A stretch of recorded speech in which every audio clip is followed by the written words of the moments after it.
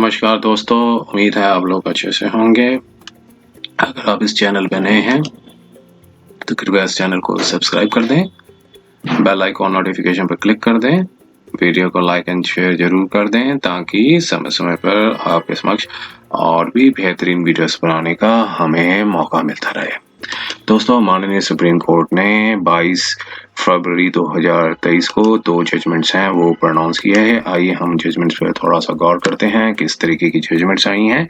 देखिए, ये पहली जजमेंट जो है ये एक क्रिमिनल अपील 762 ऑफ 2012 की एक रिपोर्टेबल जजमेंट है। और इसके थोड़ा सा फैक्ट्स को और लीगल एस्पेक्ट्स को समझने से पहले हम थोड़ा सा ब्रीफ समझ लेते हैं कि यहाँ पर जो अपीलेंट हैं उनको 302 की जो सजा हो गई थी आईपीसी के अंदर, मर्डर के केस होता है जो, और स्टेट ऑफ तमिलनाडु जो है रिस्पोंडेंट है। तो यहाँ पर 302 की आईपीसी में सेशन कोर्ट ने सजा दे दी थी और अपीलेंट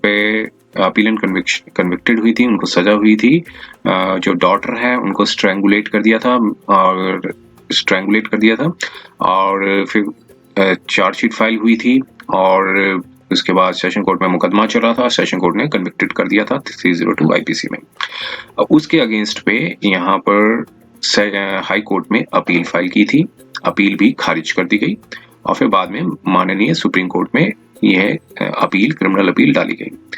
तो एक जो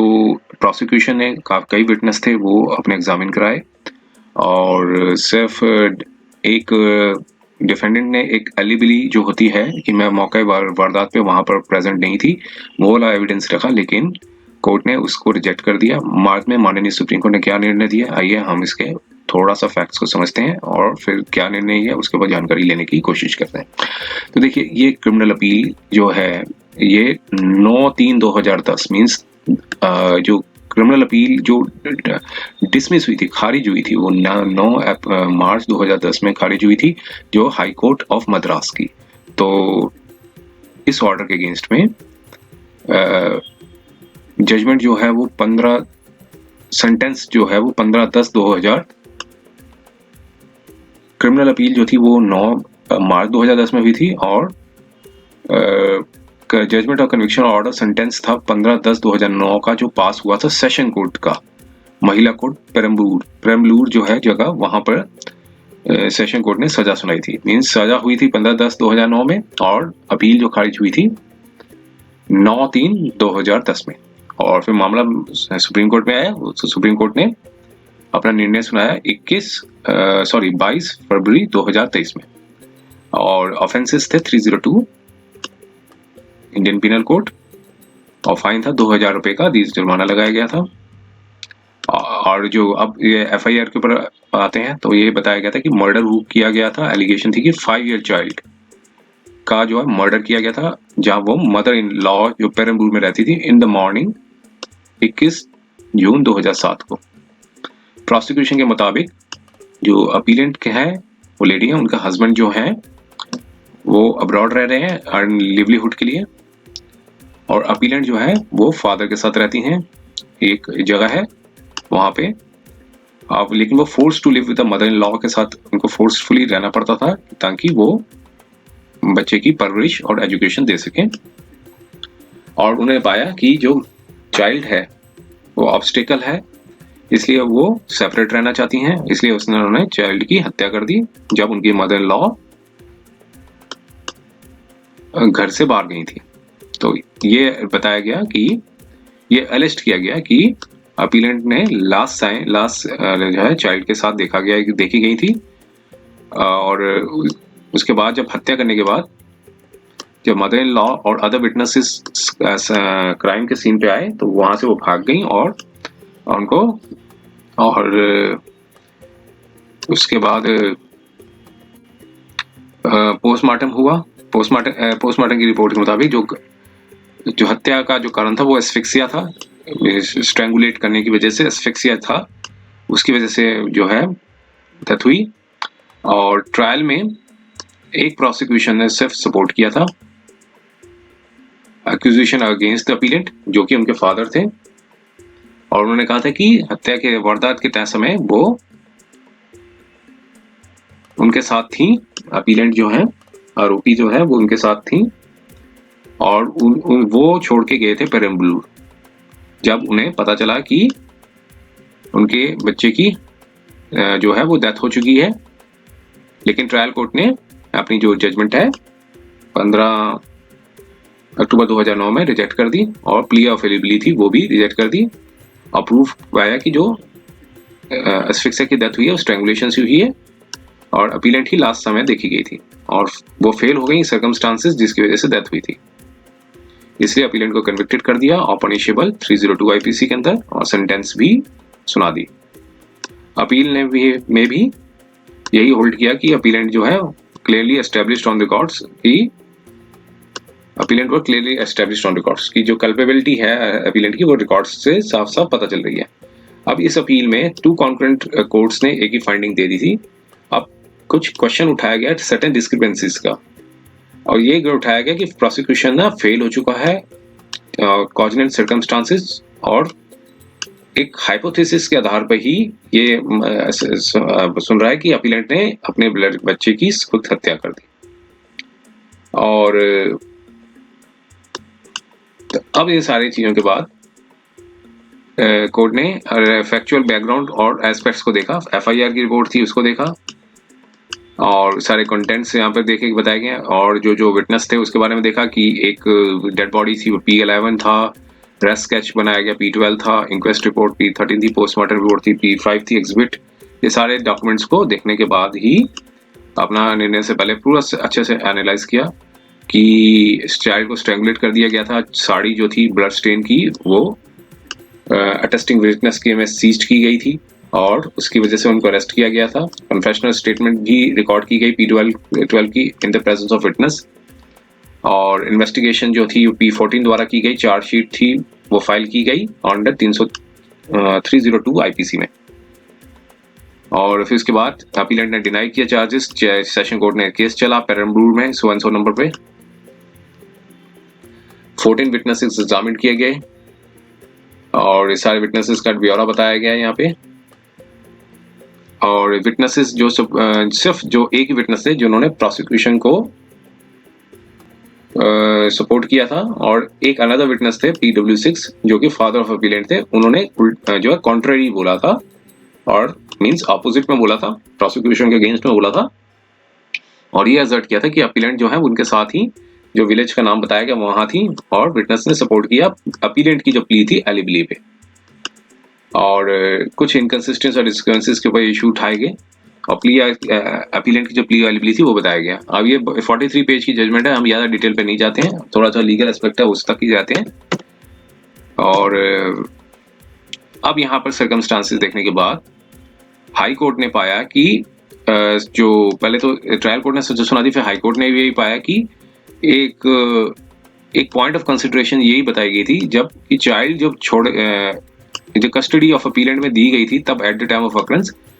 और डिटेल एग्जामिनेशन ऑन रिकॉर्ड यही बताता था कि उन्होंने हाई कोर्ट ने भी ट्रायल कोर्ट की जो फाइंडिंग्स को अफर्म्ड कर दिया, और क्योंकि अपीलेंट ही लास्ट पर्सन थी उन्हें देखा गया था, और हाई कोर्ट ने ऑब्जर्व किया कि ऑनर्स जो है अपीलेंट के ऊपर लाई करता है कि किस तरीके से बच्चे की डेथ हुई है। और अगर plea addressing the plea of eligibility है, हाई कोर्ट ने ये पाया कि प्ली ऑफ जो है टेनेबल नहीं है, क्योंकि जो P4 और P5 है वो एक इंडिपेंडेंट विटनेसेस हैं, और जो दोनों ने टेस्टिफाई किया है कि अपीलेंट जो है मौके वारदात पे वहीं पे मौजूद थी 21/6/2007 में, और उन्हें सेम डेट पे ही अरेस्ट कर लिया गया, और वही लास्ट बार देखी गई डिसीज चाइल्ड के साथ। तो हाई कोर्ट की ऑब्जर्वेशन के बारे में बताया गया यहाँ पे। हम थोड़ा सा आगे बढ़ते हैं।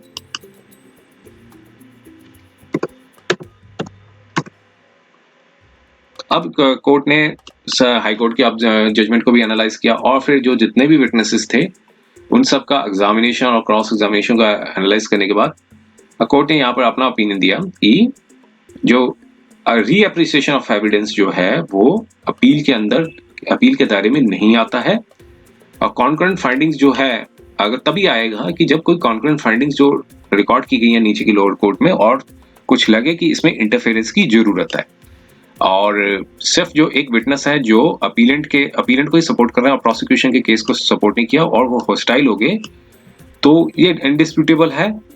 क्योंकि अपीलेंट जो है वो अपने फादर के साथ आई थी और एंड विद हर डॉटर और पेरम्बलूर में थी फ्रॉम जो जगह थी। तो विक्टिम जो चाइल्ड है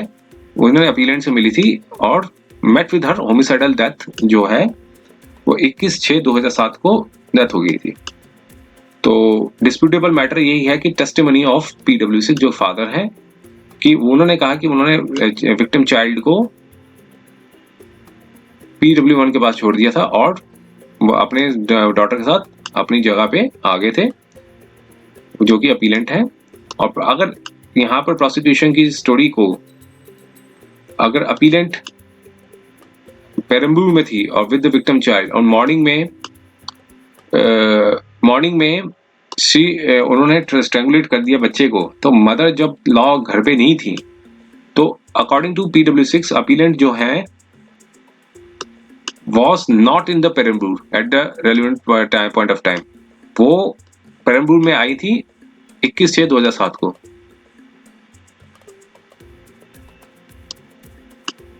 लेट आफ्टरनून में। और फिर जो एस्पेक्ट्स ऑफ द एलिबिलिटी थी वो रेफर की गई relied by the learned council of the appellate. और ट्रायल कोर्ट ने एग्जामिन किया एविडेंस को रिकॉर्ड में, लेकिन जो प्ली ऑफ एलिबिलिटी थी वो रिजेक्ट कर दी थी क्योंकि कॉरोबरेटिव एविडेंस ऑन रिकॉर्ड में नहीं था। और असर्शन जो दी गई थी PW6 द्वारा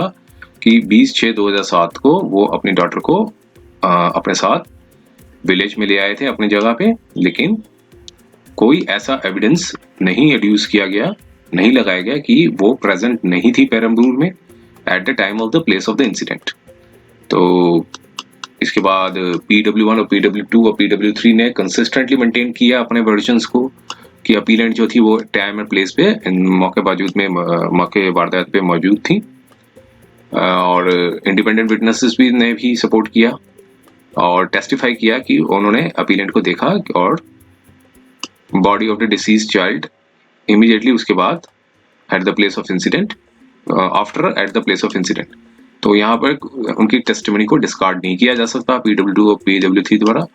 अगर सेक ऑफ आर्गुमेंट्स को अगर टेस्टिमनीज को छोड़ भी दिया जाए और जो कि विटनेस जो कि फेवरेबल डिस्पोज किया जा रहा है अपीलेंट के फेवर में, तो कोई रीजन नहीं बनता है कि उस टेस्टिमनी को डिस्कार्ड कर दिया जाए जो PW4 और PW5 है। और इवन रिमोटली भी कहीं नहीं शो किया गया कि PW4 और PW5 क्यों इंटरेस्टेड होंगे about the presence of appellant about the time and the place of the incident। Time और प्लेस पे वो इंसिडेंट में मौजूद हो। तो फैक्ट्स रिमेन्स आल्सो के कि अपीलेंट जो है अरेस्ट की गई 21/6/2007 को the very day of the incident, albeit of 9 hours जो after incident at the bus stand. लेकिन थ्योरी जो propound की गई थी PW6 जो उनके फादर थे, जो फादर हैं, और वो कि वो ट्रैवल की गई एक जगह पे गई उनके साथ 20/6/2007 को, फिर वापस पेरम्बलूर में आई 21/6/2007 को, उसको डिस्कार्ड किया जाता है कि अगर आज सारे फैक्ट्स को टेकन टुगेदर देखा जाए तो एक लॉजिकल कंक्लूजन पे निकल के आता है कि जो प्ली ऑफ एलिबिलिटी है उसे रिजेक्ट किया जाता है। तो और जो मेन अदर फैक्टर्स एलेबोरेट किए गए थे कि सर्टेन डिस्क्रिपेंसीज आई हैं वर्जन में, तो वो भी इसका कोई मायने नहीं रखता है क्योंकि सच डिस्क्रिपेंसीज जो हैं वो एक सर्टेन डाउट्स आते हैं कि टेस्टिमनी PW1 जो है उनकी बिलीव की जा सकती है कि नहीं की जा सकती। तो यहाँ से सारे रिकॉर्ड को देखने के बाद पाया कि जो डिस्क्रिपेंसीज हैं, कॉन्ट्रडिक्शंस जो बताए गए हैं हमारा है वो एक नॉर्मल है और नेचुरल है, क्योंकि एक want of the proper comprehension की रिक्वायरमेंट्स से ये नॉर्मल होती हैं ऐसे। इसलिए कोर्ट ने पाया कि ट्रायल कोर्ट ने अपना एनालिसिस किया है मैटर को अच्छे ठीक से और राइटली ऑब्जर्व किया कि वो एक PW1 65 ईयर्स की एज की लेडी हैं और जितनी उनकी मेमोरी थी आफ्टर 1 ईयर ऑफ इंसिडेंट। तो इस तरह की जो डिस्क्रिपेंसीज हैं वो उसकी वजह से टेस्टिमोनी को रिजेक्ट नहीं किया जा सकता। और रेलिवेंट फैक्टर्स जो निकल के हैं, रिजर्वेशंस दिए गए कंप्लेंट में और स्टेटमेंट से ये बताया कि वो गई थी ईटेबल्स लेने के लिए और विक्टिम चाइल्ड को अपीलेंट के साथ छोड़ दी, और फिर जब आई कि वो पाया कि चाइल्ड जो है मृत अवस्था में पाया गया है और अपीलेंट को चाइल्ड के साथ देखा गया, तो वो मार्केट गई थी और after being give money to the appellant without taking the money, तो इस सारी इवेंट को ओवरराइड नहीं किया जा सकता और टेस्टिमोनीज ऑफ अदर विटनेस को भी नकारा नहीं जा सकता। तो ये सारी थ्योरी के बाद, एनालिसिस करने के बाद, तो कोर्ट ने पाया कि एंटायर वर्जन को, जो प्रोसिक्यूशन को, उसको डिसबिलीव नहीं किया जा सकता, ना ही डिस्कार्ड किया जा सकता है। तो कि इस ग्राउंड पे कि PW1 जो विटनेस है उन्होंने कंसिस्टेंट मैनर में नहीं बताया है, लेकिन सारे अदर विटनेसेस जो हैं उन्होंने सब एस्टेब्लिश कर दिया है कि of the official witnesses establish in the testimonies of the official witnesses. और डिस्क्रिपेंसीज जो निकाली गई वो माइनर कॉन्ट्रडिक्शंस हैं, इनकंसिस्टेंसीज और एम्बेलिशमेंट जो कि बहुत ट्रैवल नेचर की हैं। तो इस सारे ग्राउंड्स को देखने के बाद कोर्ट ने जो है अपील को खारिज कर दिया। और ये एक इशू और बताया कि जो स्टेटमेंट थी 313 के अंदर, उन्होंने भी कोई एक्सप्लेनेशन नहीं दिया। पहले बताया कि हस्बैंड नहीं आए सपोर्ट करने के लिए, हस्बैंड जो है वो, कोर्ट ने पाया है कि जो हस्बैंड है वो बाहर रहते हैं, और अपीलेंट ने कोई एक्सप्लेनेशन भी नहीं दिया 313 में, और स्टेटमेंट भी नहीं दी, सिर्फ एक्सेप्ट डिनाई किए सर्कमस्टांसेस को। अगर प्रोसिक्यूशन ने एविडेंस एस्टेब्लिश कर लिया है कि विक्टिम जो चाइल्ड है वो लास्ट देखा गया अपीलेंट के साथ, तो उसको एक्सप्लेन करने चाहिए थे सर्कमस्टांसेस जिसकी वजह से किस तरीके से डेथ हुई है चाइल्ड की। लेकिन उसने नहीं कुछ ऐसा बताया और ना ही कोई एक्सप्लेनेशन दिया, और किस तरीके से डेथ हुई है। तो बर्डन ऑफ प्रूफ जो 106 इंडियन एविडेंस एक्ट है वो ऑपरेट हैविली बहुत जो है अपीलेंट के अगेंस्ट पे लगेगा, जो कि पहले भी एक जजमेंट आ चुकी है सतपाल एंड सतबेरी समांतरे, उसमें भी यही चीज दिखाई गई थी। तो ये सारे ग्राउंड्स देखने के बाद जो है कोई में कोर्ट ने इंटरफेरेंस करने से मना कर दिया और अपील को खारिज कर दिया। तो ये थी पहली जजमेंट। आइए हम दूसरी जजमेंट पर चलते हैं। और ये दूसरी जो जजमेंट है वो एक सर्विस मैटर से रिलेटेड है, जो कि एक पे स्केल से रिलेटेड जजमेंट है, जो सिविल अपील नंबर 8329 ऑफ 2011, जिसमें यूनियन ऑफ इंडिया जो कि अपीलेंट है versus Indian navy civilian design officers association and other, ये रिस्पोंडेंट्स हैं। यहाँ पर यूनियन ऑफ इंडिया ने जो है हाई कोर्ट के ऑर्डर के ऊपर यहाँ पर माननीय सुप्रीम कोर्ट में अपील डाली थी, और रिस्पोंडेंट्स ने पहले जो अथॉरिटी के ऑर्डर को चैलेंज किया था, original application central administrative tribunal के में केस फाइल किया था कि जो पैरिटी नहीं है, दूसरे एक कैडर के जो ऑफिसर्स हैं उनको पे स्केल बराबर मिलना चाहिए। तो लेकिन वो जो अथॉरिटी ने उनकी जो कंटेंशन थी रिजेक्ट कर दी थी, लेकिन सेंट्रल एडमिनिस्ट्रेटिव ट्राइब्यूनल ने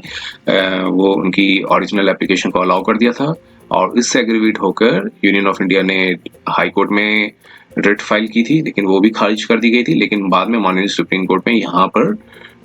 अपील फाइल की, और लेकिन माननीय सुप्रीम कोर्ट ने कहा कि जो पे स्केल में है और नेचर ऑफ ड्यूटीज है और ये सारा डोमेन जो है ये एग्जीक्यूटिव का रोल है, ये पे कमीशन ही ठीक से बता सकता है। अनलेस कोई ग्रॉस आर्बिट्रेरीनेस ना हुई हो तभी वो कोर्ट जो है इंटरफेयर कर सकता है। तो यहाँ पर कोई सिंगल रीजन नहीं बताया कि सेंट्रल एडमिनिस्ट्रेटिव ट्राइब्यूनल ने क्यों इंटरफेयर किया। तो इस सारे ग्राउंड्स को देखते हुए हाई कोर्ट और सेंट्रल एडमिनिस्ट्रेटिव ट्राइब्यूनल के जो ऑर्डर्स थे उनको सेट असाइड कर दिया, और यूनियन ऑफ इंडिया की जो अपील थी उसको अलाउ कर दिया। आइए हम थोड़ा सा समझ लेते हैं क्या किस तरीके की जजमेंट आई है। ये एक सर्विस मैटर से रिलेटेड एक जजमेंट है,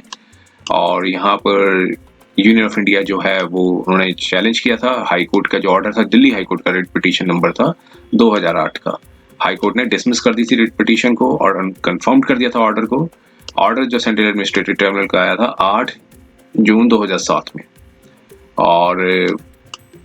यहाँ पर ये रिस्पोंडेंट जो है वो एक Indian navy civilian design officers association है, उन्होंने OA फाइल की थी और चैलेंज किया था डिसीजन ऑफ अपीलेंट को कि उनकी रिजेक्ट कर दी गई है रिप्रेजेंटेशन को, क्योंकि उन्होंने पे स्केल मांगा था 7,500 से लेकर 12,000 to the junior design officers. Junior design officers हैं उनका ये पे स्केल मांगा था, और कहा कि सिविलियन टेक्निकल ऑफिसर जो डिजाइन है कितना मिलना चाहिए, और जो कि 5th सेंट्रल पे कमीशन की इम्प्लीमेंटेशन के बाद। और जो कि केस था रिस्पोंडेंट एसोसिएशन का वो ये था कि इंडियन नेवी जो है वो क्रिएट की गई थी 1965 में, और इनकी फंक्शनल रिक्वायरमेंट्स थी और स्पेसिफिक असाइनमेंट्स थे नेवल डॉकयार्ड्स में training, establishment, directorate of naval design and other technical directories of the naval headquarters. और जो ड्राइंग स्टाफ था वो डाइवर्स डिसिप्लिन्स में था, एंगेज था, जैसे कि कंस्ट्रक्शन, इलेक्ट्रिकल इंजीनियरिंग और आर्मामेंट। तो इस तरह का डिसिप्लिन्स ऑफ कंस्ट्रक्शन और इलेक्ट्रिकल इंजीनियर्स आर कंसर्न्ड। तो ग्रुप बी गेस्टेड पोस्ट थी, वो डिजाइन की गई थी जूनियर डिजाइंड ऑफिसर्स को एंड आर्मामेंट डिसिप्लिन्स। तो ग्रुप बी गेस्टेड पोस्ट थी, वो भी डिजाइन की गई थी सिविलियन टेक्निकल ऑफिसर्स को, जो कि डिजाइन और रिक्रूटमेंट रूल्स थे जो गवर्न कर रहे थे जेडीओ जो बताया गया है जूनियर डिजाइन ऑफिसर को, वो उनका नोटिफाइड किया गया था एसआरओ नंबर सो एंड सो 1996 में, जो कि अमेंड कर दिया गया था 2002 में by SRO so and so number. और फिर जो रिक्रूटमेंट रूल्स थी जो सीटीओ का बताया गया, सिविलियन टेक्निकल ऑफिसर, वो नोटिफाइड किए गए थे 1982 में। और केस ये था कि रिस्पोंडेंट एसोसिएशन का कि जो 5th सेंट्रल पे कमीशन में सारे पे स्केल्स थे, ऑल डिसिप्लिन्स के थे, वो ग्रेड्स थे, वो सबके सेम थे। लेकिन जो रिकमेंडेशन हुई 5th पे कमीशन की, पे स्केल जो थे 7,500 था, वो फिक्स कर दिया गया सीटीओ का, और 7,450 से लेकर 11,500 फिक्स कर दिया गया जेडीओ का। तो पे स्केल जो था फीडर कैडर का सबका सेम है डिसिप्लिन में, और रिस्पोंडेंट एसोसिएशन ने रिप्रेजेंटेशन दी कि उनका रिवाइज कर दिया जाए 7,500 से 12,000, और जो कि अलाउ किया गया है एज अलाउड टू सीटीओ को, लेकिन जो इम्प्लीमेंटेशन ऑफ 5th पे कमीशन द्वारा। तो मिनिस्ट्री ऑफ फाइनेंस ने रिजेक्ट कर दी proposal upgradation of pay scale. Respondent association ने फाइल किया ओरिजिनल एप्लीकेशन ट्राइब्यूनल में, ट्राइब्यूनल ने ऑर्डर दिया, डिस्पोज कर दी ओए को, और डायरेक्शन दी अपीलेंट को कि वो कंसीडर करें पे स्केल को पैरिटी ऑफ जेडी को सीटीओ के बराबर करें और इवेल्युएट करें ड्यूटीज और रिस्पांसिबिलिटीज को, और एक डिटेल स्पीकिंग ऑर्डर है वो पास करें। मिनिस्ट्री ऑफ फाइनेंस ने कंसीडर की रिप्रेजेंटेशन को, लेकिन रिजेक्ट कर दिया स्पीकिंग ऑर्डर से, और उससे एग्रीड होके ओरिजिनल एप्लीकेशन नंबर 2006 में फाइल की गई, जो कि अलाउ कर दिया गया, और by order dated such and such 2007 में, और ट्राइब्यूनल ने सेटिस्फाइड कर दिया। और जो अथॉरिटी का ऑर्डर था जो कि पास किया गया था अपीलेंट यूआई, तो फिर अपीलेंट को डायरेक्शंस दी कि पे स्केल जो 7,500 से 12,000 का है और par with group B gazetted officers की जो सीटीओ को दिया जा रहा है वो भी दिया जाए फ्रॉम द सेम डेट। लेकिन उससे एग्रीड होके रिट पिटीशन फाइल की गई हाई कोर्ट में, और जो कि डिसमिस कर दी। और अब यहाँ पर माननीय सुप्रीम कोर्ट में आए, अपने अपनी कंटेंशन रेज की। अब कोर्ट ने अपना लीगल एस्पेक्ट क्या बताया, तो उस पर हम चलते हैं। और कोर्ट ने पहला अपना लीगल एस्पेक्ट ये बताया कि जो पावर ऑफ जुडिशियल रिव्यू है हाई कोर्ट की, वो एक कोई रेस इंटीग्रा नहीं है जो कि पे स्केल को डिटरमाइन करे, वो रेस इंटीग्रा नहीं है। ये कंसिस्टेंटली कोर्ट ने कहा है कि अपने कई डिसीजंस में कि इक्वेशन ऑफ पोस्ट और इक्वलेशन ऑफ सैलरी जो है वो कॉम्प्लेक्स मैटर है, जो कि उसे एक्सपर्ट बॉडी के पास ही रखने देना चाहिए, क्योंकि जब तक कोई कॉजनल मटेरियल रिकॉर्ड में ना हो जिससे कंक्लूजन पे आया हो कि काफी ज्यादा ग्रेव एरर की गई है और file fixing the pay scale, और इंटरफेरेंस ऑफ कोर्ट जो है वो तब एब्सोल्युटली नेसेसरी हो जाती है। तो कई जजमेंट्स थी उस पर मतलब डिस्कस किया, state of Uttar Pradesh and others versus JP Chaurasia, और यूनियन ऑफ इंडिया वर्सेस मक्खन Chandra Roy, secretary finance department others versus best registration service and others. तो काफी जजमेंट्स को यहाँ पर एनालाइज किया। अब जजमेंट को एनालाइज करने के बाद हम आगे बढ़ते हैं थोड़ा सा। अब यहाँ पे कोर्ट ने बताया कि एक क्लियरली एमर्जेस आउट होके आया है कि जो equal pay for equal work जो है ये कोई एक एब्स्ट्रैक्ट डॉक्ट्राइन नहीं है, और जो कि इन्फोर्स किया जाए कोर्ट ऑफ लॉ द्वारा। इक्वल पे जो है जो इक्वल वर्क के साथ होनी चाहिए, जो कि इक्वल वैल्यू का हो, और इक्वेशन और डिटर्मिनेशन ऑफ पे स्केल जो है वो प्राइमरी फंक्शन है एग्जीक्यूटिव का, ना कि जुडिशरी का। और जो कोर्ट्स जो हैं वो एंटर नहीं करना चाहिए उनको जॉब इवैल्यूएशन के लिए, जो कि एक्सपर्ट बॉडीज के पास ही छोड़ देना चाहिए, जैसे कि पे कमीशन, जो कि सारे रिगरस एक्सरसाइज करती हैं, जैसे कि जॉब इवैल्यूएट करती हैं, सारे कंसिडरेशन सेवरल फैक्टर्स को देखने के बाद कि नेचर ऑफ वर्क कैसा है, ड्यूटीज कैसी हैं, अकाउंटेबिलिटी क्या है, रिस्पॉन्सिबिलिटी क्या है, जो पोस्ट के साथ लिंक है। और एक्सटेंट ऑफ द पावर्स जो है होल्डिंग अ पर्टिकुलर पोस्ट। तो प्रमोशनल एवेन्यूज जो हैं स्टैट्यूटरी रूल्स बताते गवर्न करते हैं कंडीशन ऑफ सर्विसेज और horizontal and vertical relatives with similar jobs. तो ये भी सही है कि नेचर ऑफ जॉब जो वर्क जो है वो टू पोस्ट का समटाइम्स मोर अपेयर मोर और लेस सिमिलर भी हो सकता है, लेकिन क्लासिफिकेशन ऑफ पोस्ट और determination of the pay scale की इसका रीजनेबल नेक्सस है with the object of the purpose sought to be achieved, namely the deficiency of administration. The pay commission जो है वो जस्टिफाइड होते हैं in the recommending the state when prescribing the different pay scales। तो इस सारे factors को देखने के बाद वो एक डिफरेंट पे स्केल बता सकते हैं। और हायर पे स्केल जो है ताकि स्टैग्नेशंस को बचाया जा सके और फ्रस्ट्रेशन को रोका जा सके, और जिसमें प्रमोशनल एवेन्यूज नहीं है और फ्रस्ट्रेशन जो है लॉन्गर ड्यूरेशन के प्रमोशनल एवेन्यूज की वो भी एक्सेप्टेबल रीजन है फॉर द पे डिफरेंशिएशन। तो ये सारे जजमेंट देखने के बाद कोर्ट ने कहा कि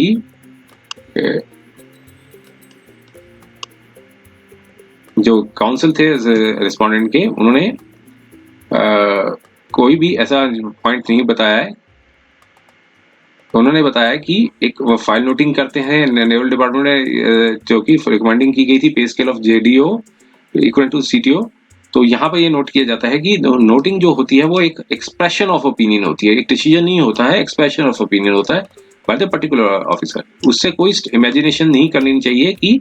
एक नोटिंग जो है वो एक डिसीजन ऑफ द गवर्नमेंट का है। कोई मान लीजिए किसी ने नोटिंग कर दी तो इसका मतलब ये नहीं कि डिसीजन ऑफ गवर्नमेंट का, फाइनल डिसीजन जो है नोटिंग के बाद एनालाइज करने के बाद सारे फैक्टर्स को देखने के बाद ही किया जाता है।